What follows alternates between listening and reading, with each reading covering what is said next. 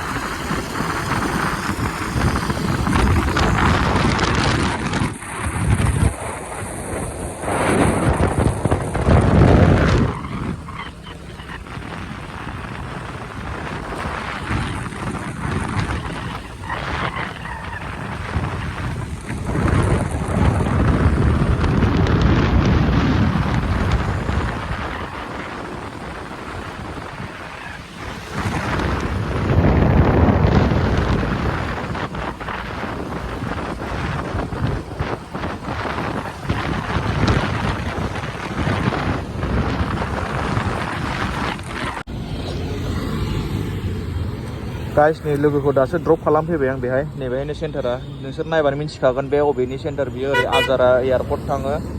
मिर्जा थाङो ओरैजाय गासिबो गलपारा थरपारा नैयो जाहैबाय इकम टावार होनो बिराद फेमास बियो एग्जाम सेन्टार बियो गासिबो आसामनि नेसनेल एग्जाम होन मा होन गासिबो बेनो जाजोबो थ' गाइस आं दा लोगोखौ बे ड्रप खालामनानै आं दा ओरै फैफिनबाय आरोना आं दा थांनोसै ओमफ्राय बिराद माबा मोनसे जानो लुबैदों आरो गरम बुस्थु जानो लुबैदों बिराद गुसु नै दाबो गाइस नायनो हागोन नोंसोरो ओरैबायदि खुवा खुदों आसरितसो दाबो खुवायानो खारा फालासो आरो बिराद ट्राफिक बे जायगायाव नै थ' गाइस थांसै आङो दिनैथ' नङा दा थांसै आङो ओमफ्राय नैयाव मोनसे हायद्राबाद किटचेन दं बिराद दाम जागोनलै जाथ'ला स' गाइस थांबाय थानोसै आं दे स' गाइस आं फाइनालि नैबे पुरि दखान आरोना बेयो मोनसे फुङावनो मोनबाय नैहाय ओरै आंहा ओरै थांनांगौ ओरैजाय आं माने बेखौ नुहुरनानै ओरै बैजों ओरै गिदिंनानै ओरै फैफिननानै जाफैबावनो नागिरबाय माने बिराद जानो लुबैदों आं माने फुरि फुङाव दा नैबेजों थांबाथाय ओरैजाय एयारपर्टनि लामा बियो ओरै थांबाथाय नों जालुकबारि मोनहैगोन आरोना गाइस स' आं दानिहाय फुरि बानायगासिनो बेहाय आरामसे जानानै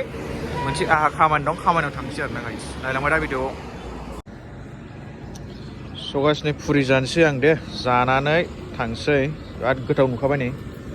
मा दंथाय मिन्थिया मा होखोथाय फुरि जानानै थांसै आरो सगाइस नै माबा मा होनबावनांगौ बेखौ उलुबारि बिरुबारि मोनफैबाय नै आरिया नैयो माबा आरिया नगर फ्लाइअभार आंना बेजोंजाय खामानि दं एसे दिनै दा आं माने मेप नायदोंमोन आरोना आन्दायदोंमोन बुस्थुआ एसे सिगाङाव थांनानै राइट साइड लाहैबावनांगौ माने बेनिफ्राय आरोना बे फ्लाइअभारजों थांसै ओमफ्राय एसे राइट साइड लाहैनांसिगोन होनबानो मोनसिगोन आंना जायगाया स' गाइस भिडिअखौ नायनानै मोजां मोनदोंबा लाइक कमेन्ट साबसक्राइब खालामना होबानो जाबाय एसे सापर्ट हो आंखौ 500 साबसक्राइब खालामना होदो आंनो अननानै नै दा आङो माबायाव दङ आरिया नगर फ्लाइअभारनि सिगाङाव दङ खाथियावनो आरिया बिद्यापिट कलेज दं खोमा औ दङ आरिया बिद्यापिट कलेजबो दं खाथियाव बे आरो ओमफ्राय ओरै थांबाय थाबा सिदा माबा मोनहैगोन लाल गणेश लख्रा मोनहैगोन आरोना बेजों आरो स' गाइस आं मोनफैबाय जेराव आं फैनो नागिरदोंमोन अफिसाव ओमफ्राय आंनि फैनायनि रिजनानो जाहैबाय मोनसे अफिसाव आरोना बेयो national career service centre for differently abled गुवाहाटियाव दङ बियो बिरुबारियाव दङ बियो नायबानो जाबाय नै अफिसाव फैदों आं ओमफ्राय मेन रिजना जाहैबाय नैबे आरोना नैबे बुस्थुनि थाखाय फैदों आङो प्लेसमेन्ट ड्राइभ जब फेयारनि थाखाय फैदों आं दिनै डेटआ बैलाय only four ST and SC आरोना बेनि थाखाय फैदों आङो दिनै स' नायनोसै दिनैनि दिना माबायदि थाङो टाइमा 10:30 होनदों नाथाय आङो थाब सौफैद्रायबाय 1 आवार थाब सौफैबाय स' नायनोसै आरो बाइकखौ बेयाव पार्क खालामबाय बे अफिसा बेनो दाथ' मानसि गैथ'वा दा फैगोनदां मानसिफ्रा दसे नेनानै थानांसिगोन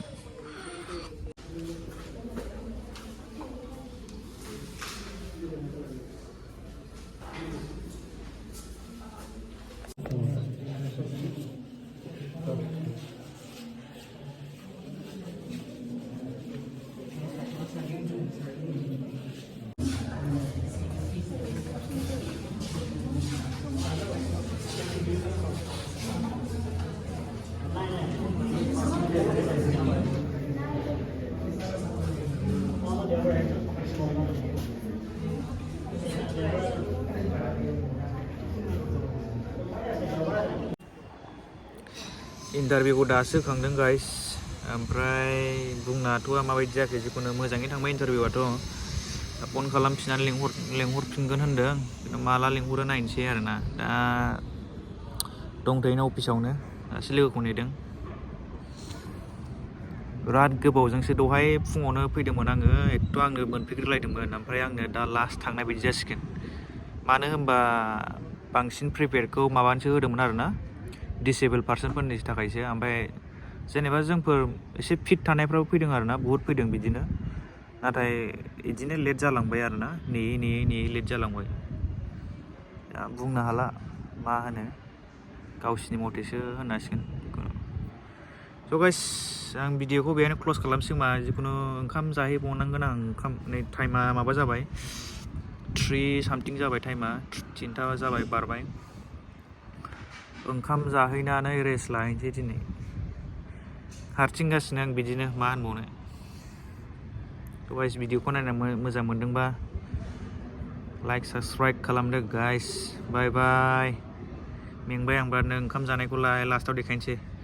बेदरजों जाहैनोसै मोजां जा गाज्रि जा अमाखौ जाहैनांगौ जाहैनोसै बाय गाइस